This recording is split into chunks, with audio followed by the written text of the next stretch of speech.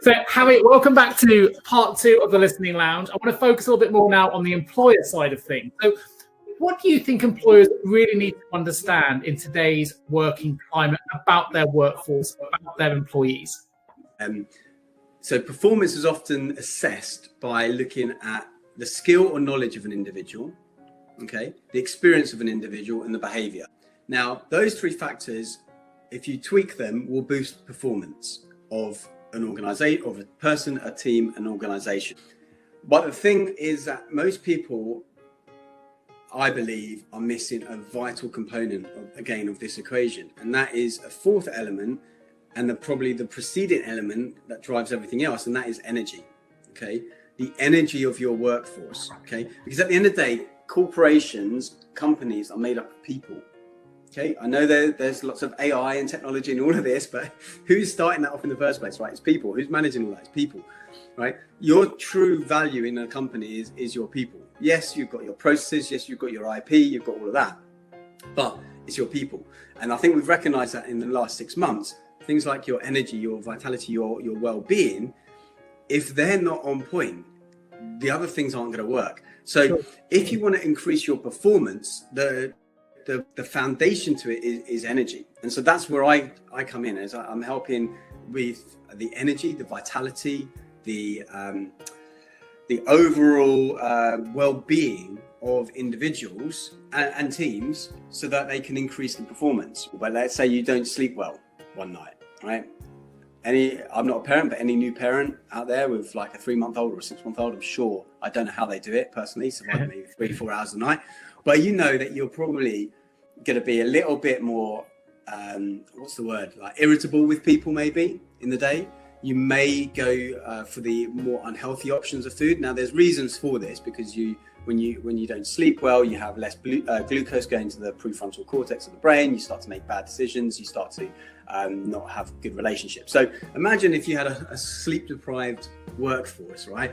The interactions between people, they're not going to be nearly as productive as if you've got like a well-rested, like energized workforce, right? What can employers do to start to identify if energy levels are low, and, for want of a better words, of methods they can utilize if they haven't got an expert like yourself to come in to support them, Harry, but they've identified there's some issues. Maybe it's, at the minute, I know there's a common theme of Zoom fatigue or MS Teams fatigue and video fatigue, where now, because we're working from home and we're not actually going to physical meetings, it means we can cram in 70 meetings a day rather than 7, right? So people are getting a lot more fatigued in different ways. How can you identify fatigue within a business if you're an employer? And what can you do to overcome it? So you can almost start from the starting point that actually where we are right now, we need to get better at. It doesn't matter whether you're there or there or there. I think every single company that I've seen can benefit from improving the energy and vitality of their employees. So I would take it almost like for granted that that's there. However, personally, what I use for clients is something I developed, actually. It was part of my master's dissertation, which is an energy audit. So it's currently, although it may not be forever, currently a free audit that I have on the website. In fact, it's the first thing they will see on the thoughtgym.com, and that will assess. It's quite an in-depth audit, so it's got about 80 questions. So it's not for the faint-hearted, but it will detail all the factors that will go into what I consider, and what, through my experience and research, are important when it comes to energy and vitality. And if you're scoring low on some of those areas, and it's put into 4 main parts, and the idea is to get all those parts into balance. If you're scoring low, then there's probably an energy problem. Don't depend on technology to get people to act, because I think that's the thing I see the biggest problem with people working from home is that they feel obligated to be always on. And one of my modules that I teach is called Digital Nutrition, and it's really about understanding how we live with technology and create expectations with stakeholders and things like that, so that we can actually do the real work, right? We've got a proposal to do for a client. I'm not going to get that done if I'm interrupted every 3 minutes from a ping on my laptop. So now we're in a situation where we've got more freedom in a way while working way than ever, whether it be a standing desk. And then I've had clients where, yes, I've got a standing desk here myself, but they've just gone and put like a coffee table on their desk, or they put a stack of books on their desk, and they're like saying to me on the next coaching session, I didn't realize just how much more productive I was standing up. Now, I'm not standing up for the whole day, but if I've got something urgent to do or something that creates focus, I'm better at standing up. It's not going to be the same for everybody, of course, but for that particular person, they found they were more focused when they were standing up.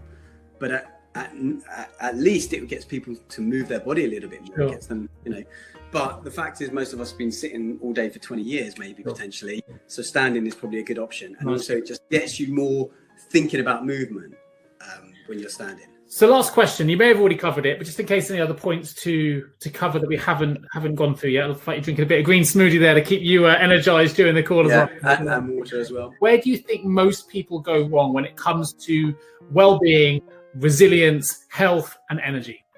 I have this strategy for success called ABC. Success in any field. First thing, awareness. Okay, awareness about what you're doing, maybe not so well, and awareness what you need to be doing differently.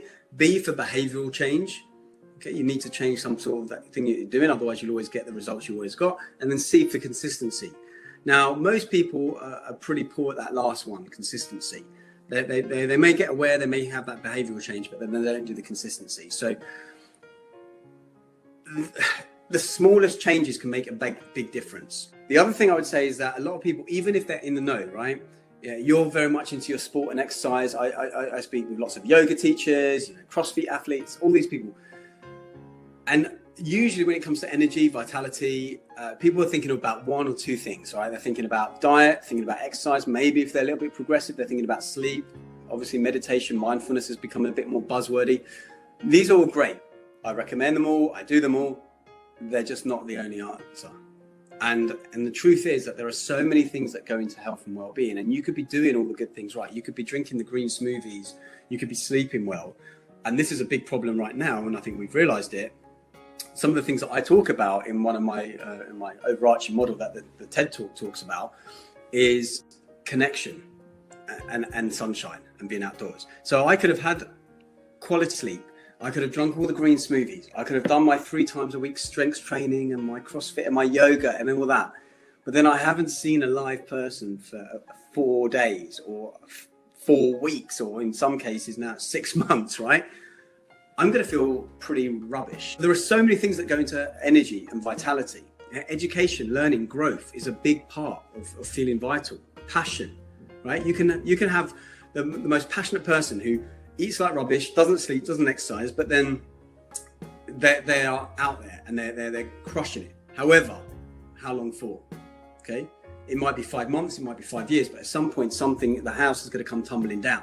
So we need to put these elements of the leadership beat model into balance. So that would be the other thing I would say to people, is that it's more than just diet, exercise, sleep, right? There's a lot of other things that go into it. And the third thing I would say, so the first thing was there's no silver bullet. The second thing was that you've got to consider beyond just the 1 or 2 popular things that people talk about. And the third thing was that people see well-being and energy and vitality and health as almost like an adjunct or an addition to what they're already doing. And I say, no, I mean, that's the wrong way of thinking about it. Is about integrating it into your very being. So that means, having the standing desk, deciding to walk to the station instead of getting the bus. All right, these are simple things like parking your car at the furthest car park space at the shopping mall or wherever. It's about not doing exercise, right? You speak to people 100, 200 years ago, they don't know what the word exercise means. Exercise for them means like pulling a demon out of the body, right? That's where the whole thing comes from. Exercise out of you, right? Sweat it out. So it would be about thinking about how you can integrate all this into your life. So that would be the third thing, is don't think about it as an addition. Think about it how you can integrate it into your overarching life, okay? That's what I would suggest. Listen, Hari, it's been a pleasure having you on Listening Lounge today. I think it's incredibly relevant, everything you've said with the pandemic we're going through. I hope it helps re-energize some of my listeners as well into thinking and redoing and re-establishing ways of energizing their own lives during what is a really tough time for many, many people. And remember, every good conversation starts with good listening. Thanks for joining me today, and I'll bring you another episode of the Listening Lounge real soon. Cheers, Hari. Pleasure. Bye bye.